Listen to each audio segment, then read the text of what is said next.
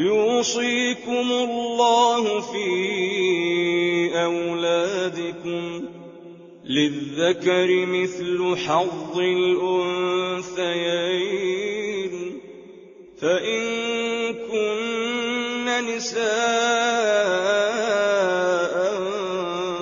فوق 2 فلهن ثلثا ما ترك وإن كانت واحدة فلها النصف ولأبويه لكل واحد منهما السدس مما ترك إن كان له ولد فإن لم يكن له ولد وورثه أبواه فلأمه الثلث فإن كان له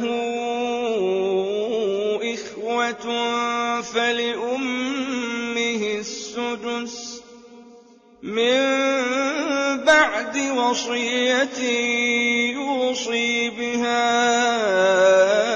أو دين آباؤكم وأبناؤكم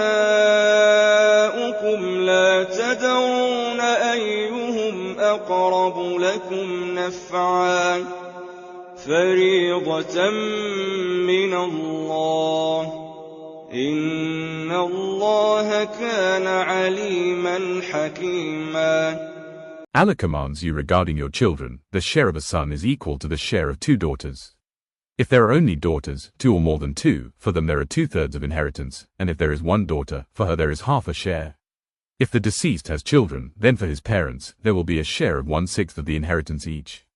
If the deceased does not have children but leaves behind parents, for his mother the share will be 1/3. If he has many brothers and sisters, the mother will receive 1/6. These rulings will apply after the fulfillment of the will expressed by him, the deceased, or the repayment of debt. Your fathers and your sons, you do not know which of them will be more beneficial to you. This is a specified share from Allah. Indeed, Allah is all-knowing, most wise. अल्लाह तुम्हें तुम्हारी औलाद के बारे में हुक्म देता है। बेटे का हिस्सा 2 बेटियों के बराबर है। फिर अगर सिर्फ लड़कियां हों, अगरचे 2 से ऊपर, तो उनके लिए तरके का 2/3 हिस्सा होगा, और अगर एक लड़की हो तो उसके लिए आधा हिस्सा है।